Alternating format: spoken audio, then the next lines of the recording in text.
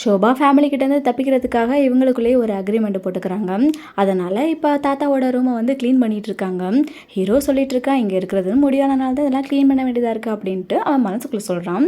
இந்த பக்கம் நம்ம ஹீரோயின் இருந்துக்கிட்டு என்ன பண்ணுறது, என் ஃபேமிலி சமாளிக்கிறதுக்காக இதெல்லாம் பண்ணி தான் ஆகணும் அப்படின்னு சொல்லிட்டு வீடெல்லாம் வந்து கூட்டிகிட்டு இருக்கிறான். அப்போ அவன் வந்துட்டு வெயிட் அப்படிமா ஏதோ ஹெல்ப் தான் பண்ண போகிறான்னு நினச்சா அவனோட சூட்கேஸ் அவன் எழுதிட்டு போயிட்டுருப்பான். நம்ம ஹீரோயின் திட்டிட்டு உதவி தான் பண்ண போகிறேன்னு நினச்சேன், நீயும் இருக்கிறியா அப்படின்ற மாதிரி அவள் பாட்டு கூட்டி தள்ளிட்டு இருப்பான். ஹீரோ இருந்துக்கிட்டு அந்த பக்கம் ஃபேன்லாம் நிறையா இருக்குமா, இந்த குப்பையெல்லாம் கொண்டு போய் அங்கே போடு அப்படின்னு சொல்லி ஒரு பாஸியாக பண்ணிட்டு இருப்பான். மனசுக்குள்ளே வேற நீ தானே என்னை கெஞ்சி இருக்க வச்ச அப்படின்னு சொல்லிட்டு இருக்கான்.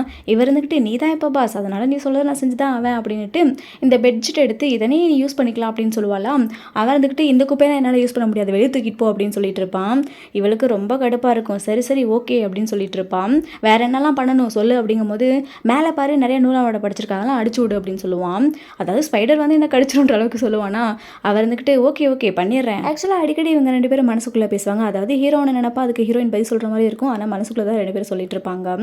ஹீரோயின் இப்போ ஏனி எடுத்து வச்சு டஸ்ட் அடிச்சிட்டு இருப்பாங்களா, எட்டாவது மாதிரி பண்ணிட்டு இருப்பா. அதாவது எட்டாவது தான் தொடச்சிட்டு இருப்பா. அப்போ அவன் சொல்லுவான் இன்னும் கொஞ்சம் மேலே ஏறிப்போ, அப்போ தான் எல்லாத்தையும் ஒழுங்காக துடைக்க முடியும் அப்படின்ற மாதிரியும். நம்ம ஹீரோயின் மனசுக்குள்ளே நான் மட்டும் விழுந்துன்னு வச்சுக்க நீ தொலைஞ்ச அப்படின்னு சொல்லிக்கிட்டே மேலே ஏறுவா. ஹீரோவோட கையை மிதிச்சிருவான். அவன் வழியில் கையை எடுத்துருவான். இப்படியே ரெண்டு பேரும் ஆடிக்கிட்டே கீழே விழுந்துருவாங்களா. ஒருத்தருக்கு மேலே ஒருத்தர் விழுந்து கிடப்பாங்க.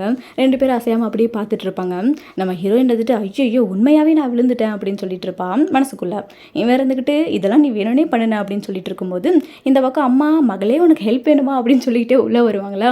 அம்மாவாவது ரெண்டு பேரும் எந்திரிச்சு உட்காருவாங்க. இந்த அம்மாவுக்கு ஐயோ அவசரப்பட்டு வந்துட்டோமோ அப்படின்ற மாதிரி சரி சரி உனக்கு ஹெல்ப்லாம் தேவைப்படாதுன்னு கிளம்பிடுவாங்க. அப்புறம் இவங்க ரெண்டு பேரும் சேர்ந்து இந்த ரூமே டஸ்ட் அடிச்சுட்டு வெளியே வரும்போது பார்த்தா நம்ம ஹீரோ அங்கனே சுரஞ்சிட்டு இருப்பான். அப்போ தான் இவ கழுத்து பாப்பா அப்படியே செவந்து இருக்குமா. ஐயோ உனக்கு அலர்ஜி வந்துச்சுன்னு நினைக்கிறேன், எங்கெல்லாம் அரிக்குது அப்படின்னு சொல்லி கேட்டுட்டு இருப்பான். இவனும் ஆமாம் டஸ்ட் அலர்ஜி போல இருக்கு அப்படின்னு சொல்லிட்டு சுரிஞ்சிட்டே இருப்பானா. நம்ம ஹீரோயின் அவளோட ரூமுக்குள்ளே போயிட்டு அலர்ஜிக்கான மருந்து தேடிட்டு இருப்பான். இந்த பக்கம் ஹீரோ அவர் ரூமில் இருக்க ஏசியை பார்த்துட்டு என்ன ஒரு ரூமில் மட்டும் ஏசி இருக்குது அப்படின்னு கேட்டுட்டு இருப்பான். ஆமாம் அந்த ரூம் எம்டியாக இருக்குது, அதனால இல்லை என் ரூமுக்கு தேவைப்படுது வச்சிருக்கேன்னு சொல்லும்போது எனக்கும் ஏசி வேணும் அப்படின்னு சொல்லி கேட்டுட்டு இருப்பானா. இவர் இருந்துக்கிட்டு நீ இப்போ டெம்பரவரியான தங்குற, அதுக்கு எதுக்கு உனக்கு ஏசி ரொம்ப பண்ணாத அப்படின்ற மாதிரி சொல்லுவான். இவனும் இருந்துட்டு எனக்கு என்ன இங்கே இருக்கிறதுக்கு ஆசையா அப்படின்ற மாதிரி முழுமுழுத்துட்டு இருப்பானா. நம்ம ஹீரோயின் அப்படியே ஆயில்மெண்ட் அப்ளை பண்ணிகிட்டே இருப்பான். அப்போ ஹீரோ நினைக்கிறான் எவ்வளோ கைண்டாக பண்ணிட்டு இருக்கா, பேசுறது கொஞ்சம் சாஃப்டாக பண்ணாதான் என்ன அவன் அரகண்டு மாதிரி அப்படின்னு சொல்லிட்டு இருப்பானா. அதாவது மனசுக்குள்ளே அப்படி நினச்சிட்டு இருக்கான். இவர் வந்துட்டு சட்டை கழட்டு அப்படின்னு எதுக்கு அப்படின்ற மாதிரி கேட்டுட்டு இருப்பான். வேற எதுக்கு, வேற எங்கெங்கெல்லாம் உனக்கு அரிப்பு இருக்குன்னு பார்க்கணும்ல, மருந்து போடணும் அப்படின்னு சொல்லிட்டு இருக்கான். சரி அப்படின்னு சொல்லிட்டு நம்ம ஹீரோ கொஞ்சம் ஷையாகவே இருக்கும். ஒரு நிமிஷம் யோசிச்சுட்டு அப்படியே சட்டெல்லாம் கழட்டிட்டு இருப்பான். இவன் அந்த பக்கம் திரும்பிட்டு இருப்பாள். இவன் பாட்டுக்கு ஃபுல் பட்டனை ஓப்பன் பண்ணிட்டு கொஞ்சம் ஓவராக தான் பண்ணிட்டோமோன்ற மாதிரி கவர் பண்ணிட்டு இருப்பான். நம்ம ஹீரோயின் வந்துட்டு அவனே போட்டுக்க சொல்லியிருந்துருக்கணுமோ. சரி சரி நான் கண்ணை மூடிட்டேல்ல, எங்கெங்க போடணும் நீயே சொல்லு, நான் அது கரெக்டாக போட்டு விட்றேன் அப்படின்னு சொல்லிட்டு அவனு முதுகதாக காமிப்பான். இவன் அப்படியே போட்டு விட்டுட்டு இருப்பான். சும்மா கண்ணை திறந்துட்டு போட்டாவே கரெக்டாக அப்ளை பண்ணிடலாம். இதை வேற கண்ணை மூடிக்கிட்டு அங்கே இங்கே எப்படி டச் பண்ணிட்டு இருப்பாளாம். அப்படின்னு நம்ம ஹீரோக்கு ஒரு மாதிரி ஆகி போயிடும் போல இருக்கு. ரொம்ப நர்வஸ் ஆகி போயிடுவான். சரி சரி அப்ளை பண்ணியாச்சு அப்படின்னு சொல்லிட்டு அவன் ஓடி போயிடுவான். இவர் வந்துட்டு முழுசாக அப்ளை பண்ணல அப்படின்னு சொல்லிட்டு இருப்பாளாம். அதுக்கப்புறம் இந்த பக்கம் நம்ம ஹீரோ சாப்பிட்றதுக்காக வீட்டை விட்டு வெளியில் ஒரு பாத்திரத்தை எடுத்துக்கிட்டு வந்து உட்காடுறான்.